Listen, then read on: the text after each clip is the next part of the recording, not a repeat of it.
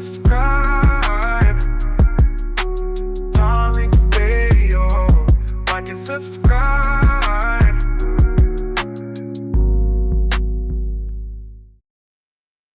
Mr. Fitzgerald. Hey Tariq, how's it going? I'm good, man. How are you?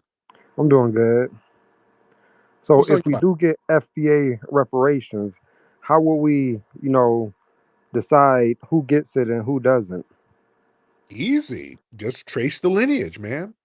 Just go to the lineage, man. If your lineage is here in the 1870 census, you good to go. I'm even down for DNA. I'm Like down for like using 23andMe and Ancestry?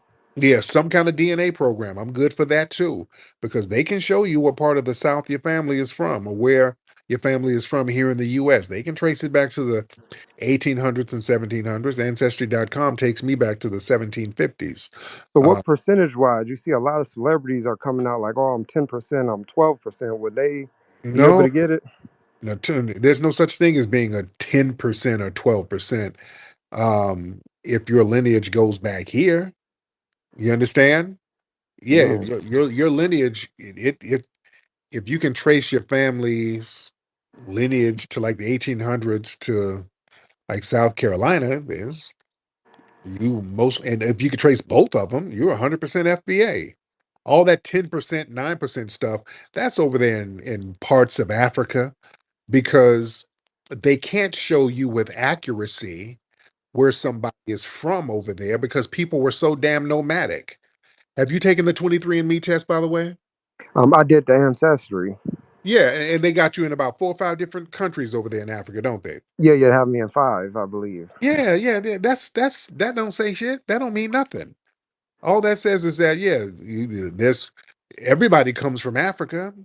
That those DNA tests and those 23andMe tests for African lineage, it's so damn vague and basic because number one, it doesn't tell you specifically what culture you came from because the cultures change. And we've been here so long, the nation states are not there no more. The people over there are so nomadic. They got me in West Africa, Mozambique, South Africa, Central Africa. Yeah, because people moved around over there. They're not deeply rooted like that over there in Africa. That's another trick bag that folks got to understand. When people talk about our lineage and us not knowing who we are the only group of people that had a continuous continuity and a cohesive continuity on our lineage. We've been on the same land consistently for 500 years. Nobody is really that consistent with their culture. You understand?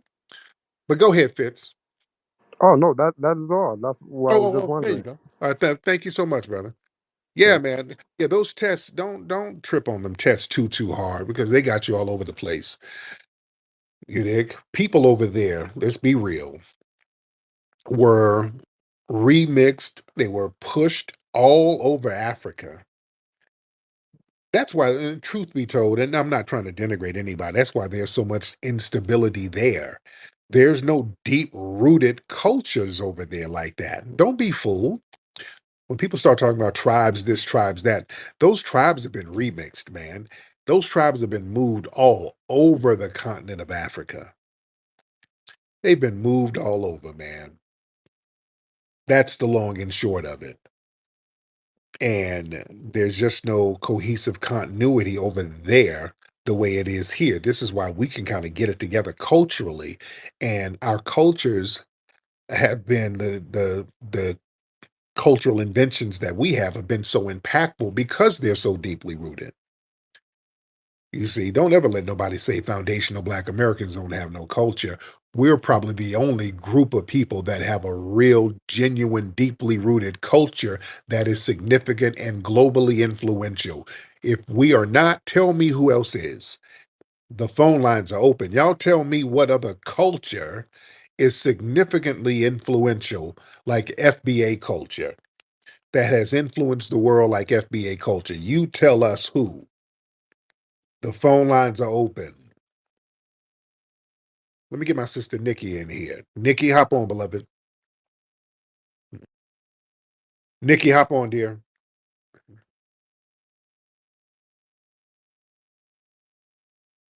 of the title, if you still let me. Go ahead, dear. Okay. So why are black men the only group who get attacked over how we vote, and why not white men, Asian or Hispanic men, etc.? I Yeah, think it's because the Democratic Party, we said it over and over, they're in shambles. They're desperately trying to use up their tactics in their How to Control the Black People book, basically. Everything they do screams desperation. Nobody has respect for them anymore.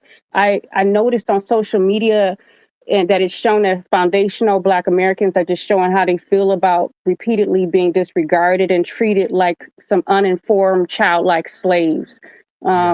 Kamala doesn't even like it when when people listen to social media and say that what they saw on social media. She don't want people making decisions based on social media. However, though, when we log onto these apps, we can already see that the people have spoken and the people already are saying that they aren't really dealing with her. Mm, Um, what we see on the social media and new black media is a deep contrast to what the mainstream media is reporting. It's gotten so bad that many of the mainstream outlets have been posting interviews where black men and women are saying that they're not voting for Kamala while listing logical reasons. But back to the black male, the Democrats understand that they have lost the support of not only the black male vote, but the collective black vote in particular.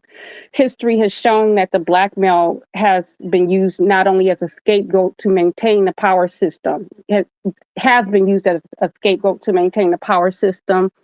And Dr. Wilson, she said black males must be attacked and destroyed in a power system designed to assure white genetic survival.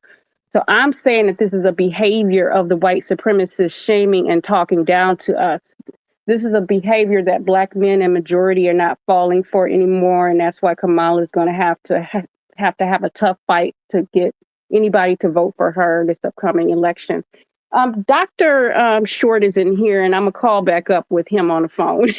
yes, indeed. Yes, Thank you. thank you, dear. And now let me see. Where's Dr. Davinsky in here? Because I was talking about black culture, and Dr. Davinsky was giving some thumbs down. Oh, let me get him back. Let me get our white supremacist guy back in here. What you giving the thumbs down for, Dr. Davinsky? Come on now, Doc. Salam alaikum. Walaikum salam. Now, what are you giving that thumbs down for, man? Because I've been waiting 2 days to talk to you, Tariq, and you asked me one question and it kicked me. So, look, I've got a very angry. My fiance, she's foundational Black British. We were listening to Grinding for a Green Card, and she was deeply offended by the messaging of that album. Tell her And don't be I've got offended. her with me right now. She wants to have a stern word with you, representing the Tether community. So I'm going to pass you over to Mrs. Davinsky. Go ahead. Oh, Hi, Tariq.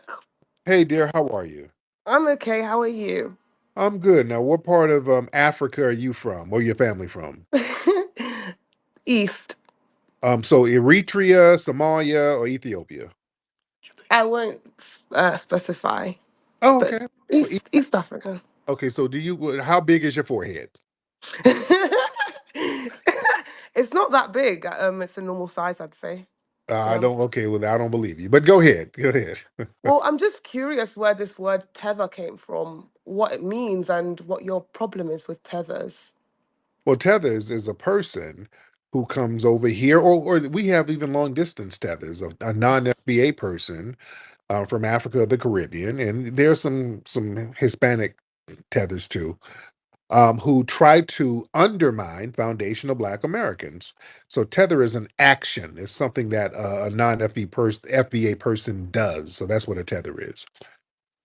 How do they undermine FBAs? Just different ways, man, especially over here, like Kamala Harris. She's a tether. She's a great example of what a tether is. She's trying to cosplay as us, trying to tether our culture as she undermines us. Obama is a tether. You understand? Is he from your, because his family is East African like yours, like Kenyan? Is it Kenyan? Well, I don't know. she was basically saying that maybe you could learn from the foundational Black British. They have 10 times the lower homicide rate, greater educational attainment. And she's curious, like, what is holding back Black Americans today when people from these third world countries can come over and excel? Excel where? in education, Nigerian Americans, for instance, most degrees per capita, higher household incomes. So, there's a lot of anti-tether babble that you do. And why don't you, look up to the tethers and wow, these are, you may be foundational Black Americans, but you could also look at them kind of as role models.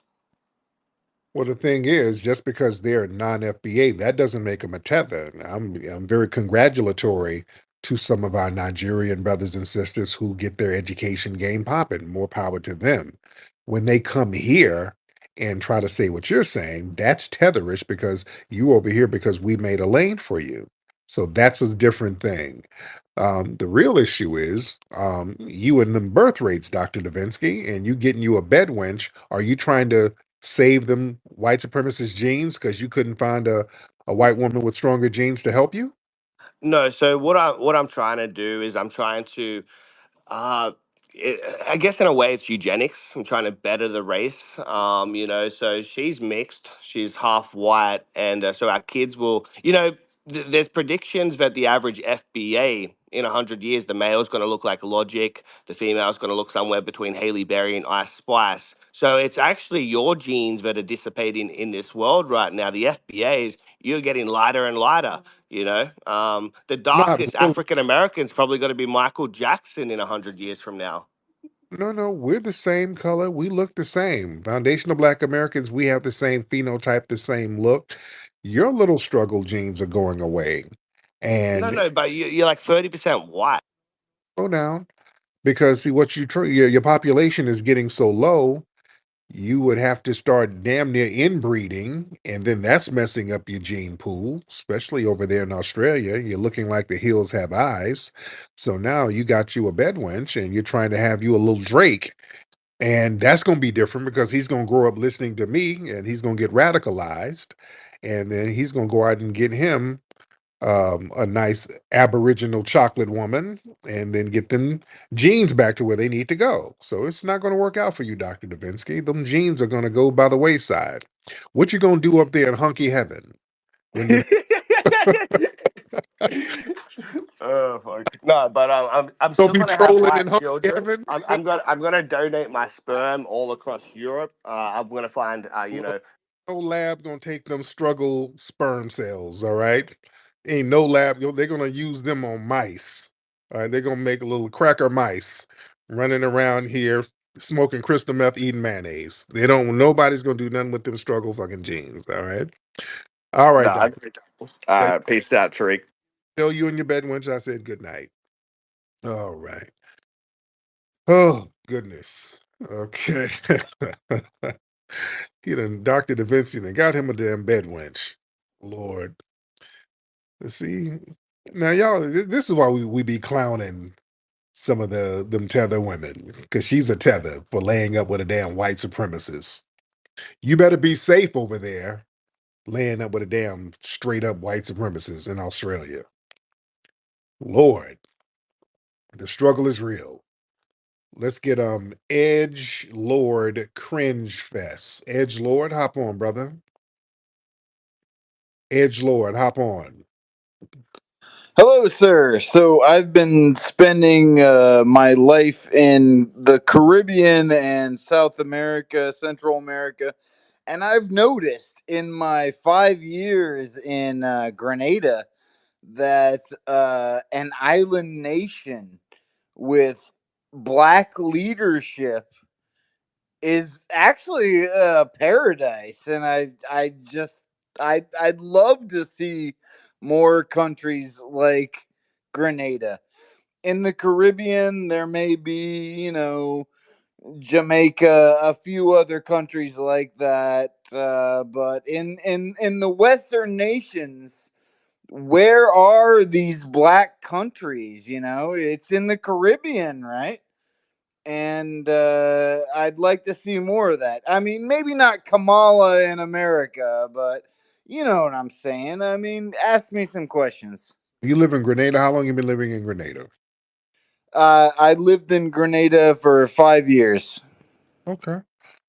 And Grenada, that's like the sexual assault capital of the Caribbean. They got the highest per capita rates of rape out there in Grenada. So is that the paradise you're talking about?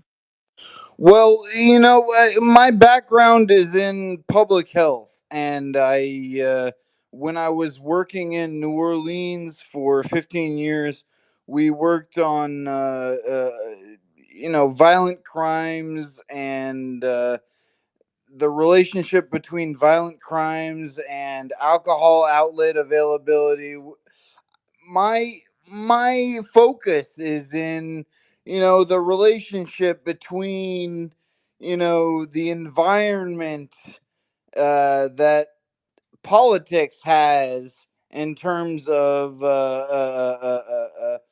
policy and Okay, let me get some more calls. I just don't want to hear Mayo babble. Good Lord. That was the most egregious Mayo babble.